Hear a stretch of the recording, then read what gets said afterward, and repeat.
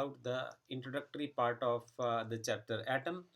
And see here we'll start with कि हम यदि बात करें तो 19वीं शताब्दी तक टिल 19th सेंचुरी ये हमारे पास काफ़ी एविडेंसेस थे कि जो मैटर है वो उसका जो स्मॉलेस्ट पार्ट है वो एटम है. Okay. But fortunately in 1897 J J Thompson Kemps into the picture और उन्होंने ऐसा कहा कि एटम जो है वो आगे एटम का जो कुछ स्ट्रक्चर है वो कुछ इस तरीके का है.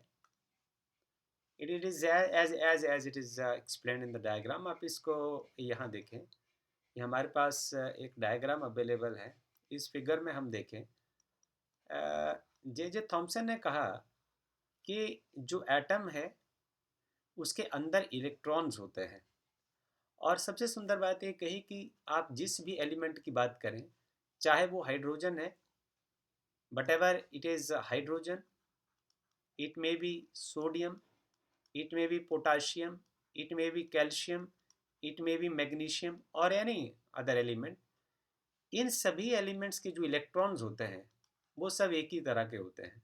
This is very important.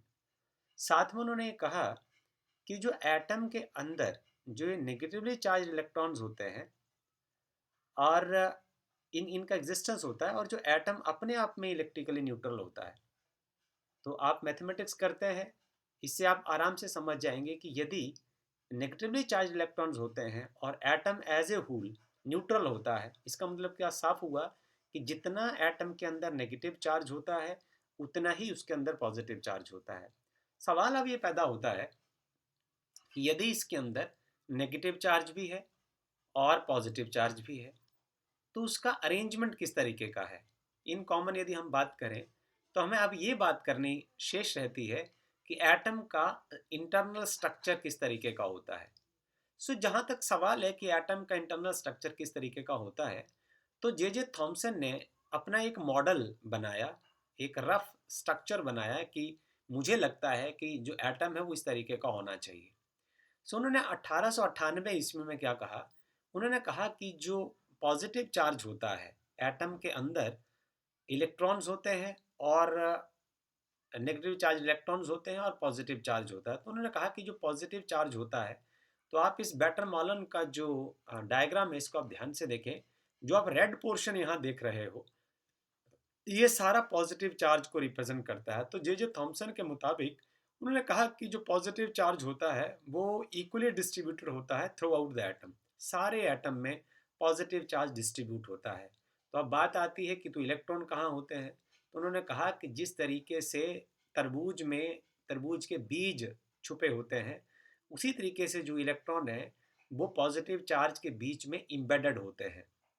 परंतु ये जो मॉडल है ये जो मॉडल है वो रिजेक्ट हो गया. उसके बाद लोगों ने इसके फर्दर जो साइंटिस्ट आए उन्होंने इस क्षेत्र में काम किया और इस मॉडल को रिजेक्ट कर दिया. तो जे जे थॉम्सन ने जो मॉडल दिया उस मॉडल का नाम था प्लम पडिंग मॉडल. राइट.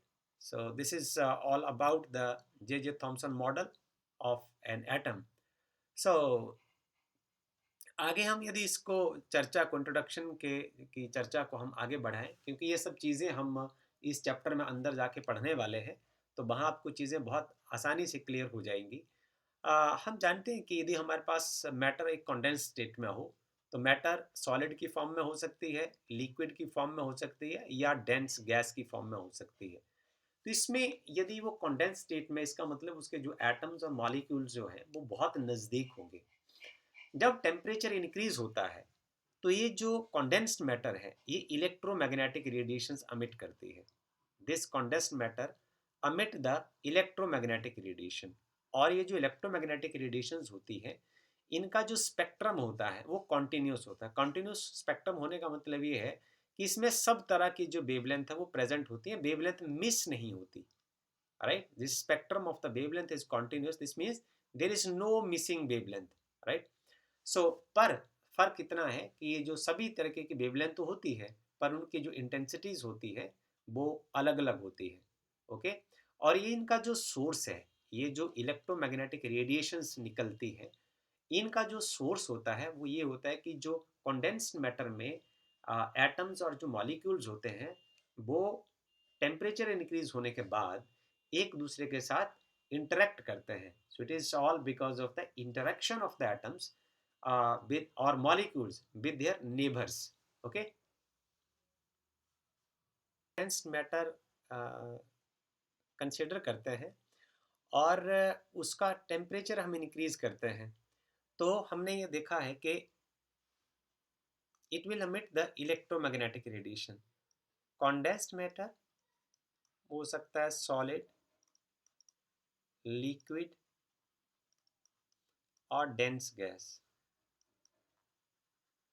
और दूसरी ओर हम कंसिडर करते हैं, in contrast to it we will consider the rarefied gases.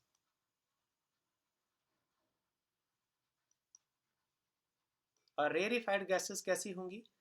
ये ऐसी होंगी जिसमें atoms, it is gas at low atmospheric pressure.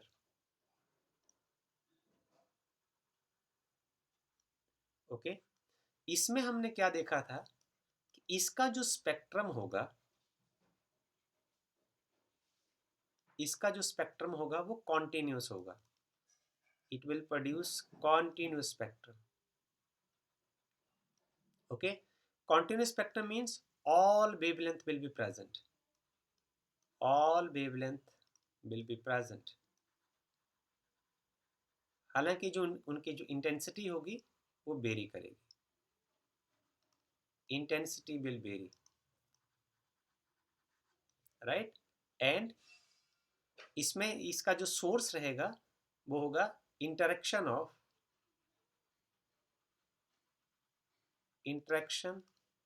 Of atoms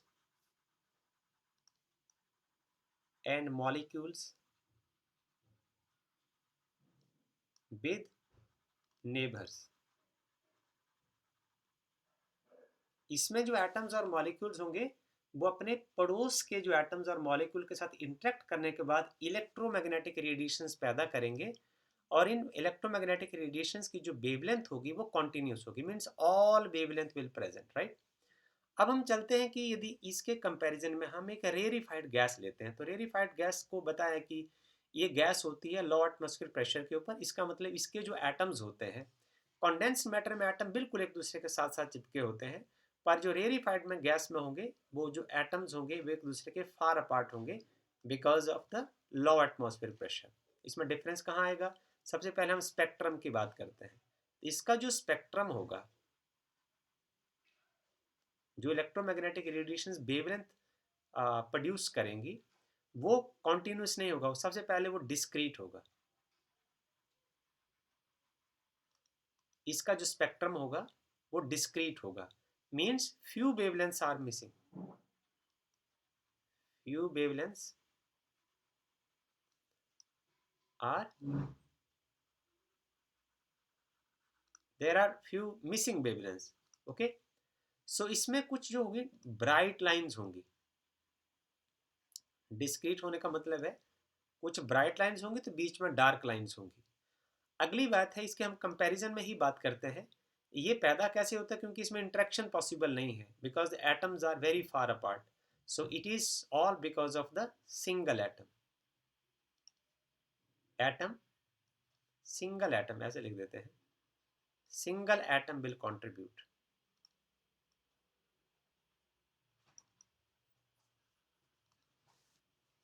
okay, so this is the difference between the contribution of the condensed matter in production of the electromagnetic waves and the rarefied gas in production of electromagnetic waves. तो इसमें से एक जो idea है वो बहुत सुंदर generate होता है कि आपको ये आइडिया हो जाएगा कि हमने इसको डिस्कस क्यों किया है. अब आप यहाँ देखें कि इसमें होता है the in such gases, in rarefied gases के बारे में लिखा है the average spacing between the atoms is very large. That is what I have explained it to you. इसमें एटम बहुत दूर दूर होते हैं, इसलिए जो रेडिएशन अमिट होती है यहाँ से इलेक्ट्रोमैग्नेटिक रेडिएशंस, वो ड्यू टू सिंगल एटम होती है, not with the group of atoms, right. Because the interaction between the atoms और not because of the interaction between the atoms and molecules. So very important conclusion can be drawn from here. In earlier 19th century, it was also established that each element associated with a characteristic spectrum of radiation. ये बड़ी important बात है. जितने भी element होंगे उनका अपना एक करेक्टरिस्टिक स्पेक्ट्रम होगा, मीन्स उसका अपना एक फिंगरप्रिंट होगा। आप उसके स्पेक्ट्रम को देख के ही एलिमेंट को पहचान सकते हैं। उदाहरण के लिए हम यदि बात करें, हाइड्रोजन एक सिंपल एलिमेंट है, पर उसकी अपनी एक सेट ऑफ लाइंस होंगी।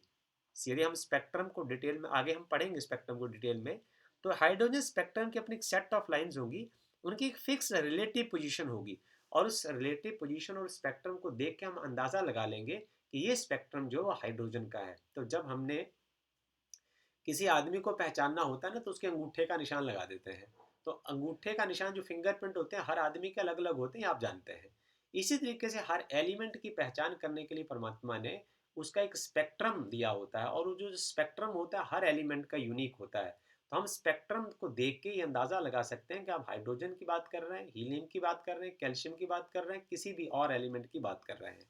तो ये चीज़ हमें साफ दिखाती है, ये फैक्ट हमें ये बताता है कि जो स्पेक्ट्रम है वो ये बताता है कि there is a intimate relation between the internal structure of the atom to the spectrum of the radiation emitted by it, कि जो इंटरनल स्ट्रक्चर जो है वो प्रभावित करता है कि जो स्पेक्ट्रम किस तरीके का होगा। तो हम स्पेक्ट्रम देख के ही एलिमेंट का अंदाजा लगा सकते हैं। ओके, अमिट होती है, उन वेवलेंथ को मेजर करने के लिए एक एम्पिरिकल फार्मूला दिया गया, and this formula was given by Balmer. So this is the Barmal's contributions from 1825 to 1898. This was the lifespan of Jacob Balmer, and he has given the empirical formula which gave the wavelength of the group of lines emitted by the atomic hydrogen. Atomic hydrogen से जो electromagnetic spectrum निकलता है और उसकी जो wavelength है उनको calculate करने के लिए एक एम्पिरिकल फार्मूला बनाया गया, जिसकी हेल्प से हम उस वेवलेंथ को कैलकुलेट कर सकते हैं। इसके बाद हम पढ़ते हैं कि कुछ ये भी इंट्रोडक्शन का पार्ट है, ये हम टेक्स्ट में पढ़ेंगे। रदरफोर्ड ने planetary model of an atom दिया, तो हमने अभी पढ़ा था कि जे जे थॉमसन ने जो मॉडल पढ़ा उसके कंपैरिजन में हम पढ़ते हैं। जे जे थॉमसन जी ने कहा कि जो एटम के बीच में पॉजिटिव चार्ज हर जगह होता है। ओके, पर आप देखिए जो रदरफोर्ड ने कहा कि जो सारे का सारा जो पॉजिटिव चार्ज है, आप एक रेड बॉल देख सकते हैं, और सारा पॉजिटिव चार्ज जो है वो बिल्कुल सेंटर में है, और यहाँ से ये डिफरेंस बन जाता है। जे जे थॉमसन ने कहा कि सारे एटम में होता है, रदरफोर्ड जी ने कहा कि ये सिर्फ सेंटर में होता है। और उन्होंने कहा कि जो इलेक्ट्रॉन्स होते हैं वो हर जगह कहीं भी घूमते रहते हैं, और they react like the seed of the watermelon, but here in this case, in this model, electrons moves in the specific orbits, like ऐसे हम इसको कंप्लीट करें तो एक ऑर्बिट्स की संरचना के बीच में आ जाएंगे। इसको हम फर्दर आगे फिर पढ़ेंगे। और इसका जो मॉडल है ये planetary model, as the model given by J J Thomson is called plum pudding model. So the model developed by the Rutherford is known as a is known as the planetary model of an atom. Planetary model of an atom का मतलब हम ये इसको मानते हैं कि जैसे जो सेंटर है जहाँ पॉजिटिव चार्ज आपको दिख रहा है, इसको आप सन मान लीजिए। तो ये न्यूक्लियस की पोजीशन हो जाएगी, it is the position of the sun. और जो इलेक्ट्रॉन है जैसे प्लैनेट सन के किनारे घूमते रहते हैं, आपने अपनी अर्लियर क्लासेस में, प्रीवियस क्लासेस में पढ़ा है कि सन सेंटर में होता है और जो सभी ग्रह हैं उसके किनारे चक्कर लगाते हैं। तो रदरफोर्ड ने कहा कि सेम ऐसा ही होता है कि जैसे सन की जगह आप न्यूक्लियस रख दीजिए और ग्रहों की जगह आप इलेक्ट्रॉन्स रख लीजिए, और लगातार इलेक्ट्रॉन्स के किनारे चक्कर लगाते रहते हैं। तो ये बहुत बड़ी एक बात हुई एटम के बारे में जानने के लिए और साइंस को आगे डेवलप करने के लिए। पर इसके साथ इस मॉडल के साथ कुछ प्रॉब्लम्स रही, और वो प्रॉब्लम जो है उसको हम ऐसे डिस्कस कर लेते हैं। Number one, it could not explain भाई एटम अमिट light of only discrete wavelength. Rutherford model को एक्सेप्ट करने के बाद हमें इस बात का कोई जवाब नहीं मिला। जैसे अभी हमने पढ़ा था कि जब हम रेरिफाइड गैसेस का टेम्परेचर इंक्रीज करते हैं तो उससे जो इलेक्ट्रोमैग्नेटिक वेव्स निकलती हैं उनकी वेवलेंथ डिस्क्रीट होती है। मीन्स उसमें कुछ ब्राइट लाइंस होती हैं पर कुछ डार्क लाइंस भी होती हैं, वो मिसिंग वेवलेंथ होती हैं। तो उसका एक्सप्लेनेशन रदरफोर्ड मॉडल को मान के हम उसको एक्सप्लेन नहीं कर सकते। दूसरी बात एक है कि जो हाइड्रोजन है वो एक सिंपल एलिमेंट है जिसमें एक सिंगल इलेक्ट्रॉन होता है और सिंगल प्रोटॉन होता है। पर जब आप उस एटम को एक्साइट करते हैं तो उससे जो स्पेक्ट्रम बनता है वो बहुत कम्प्लेक्स होता है। तो इसकी एक्सप्लेनेशन नहीं मिलती यदि हम रदरफोर्ड मॉडल को एक्सेप्ट करते हैं। तीसरा केस है कि classical picture of an of atom की यदि हम बात करें तो उसके हिसाब से हम ये मानते हैं कि जो इलेक्ट्रॉन है वो न्यूक्लियस के किनारे इसी तरीके से घूमता है जिस तरीके से प्लैनेट जो है वो सन के किनारे घूमते हैं। तो इसमें कुछ काफ़ी ज़्यादा इस मॉडल की एडवांटेज रही। हम ये नमूना जो एटम का है, यदि रदरफोर्ड के नमूने का हम यदि माने तो हम एटम के बारे में जानने के लिए हमें एक बहुत अच्छी डेवलपमेंट ये मॉडल सिद्ध हुआ था। हाँ, ये है कि इस मॉडल को एक्सेप्ट करने में कुछ शॉर्टकमिंग्स थी। उन डिफ़िकल्टीज़ को हम आगे वाले टेक्स्ट में पढ़ेंगे। Thank you about this is all about the introduction part of the chapter atom. Okay.